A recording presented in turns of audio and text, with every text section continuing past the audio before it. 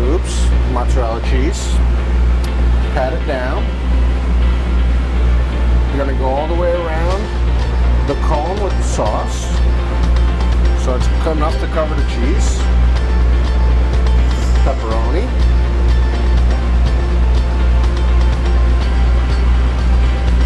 Two scoops of mozzarella cheese.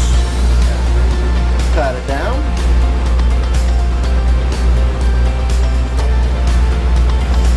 Sauce enough to cover the cheese.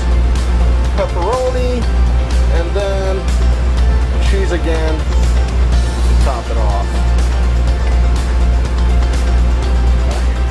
Little cherry on top with the sauce.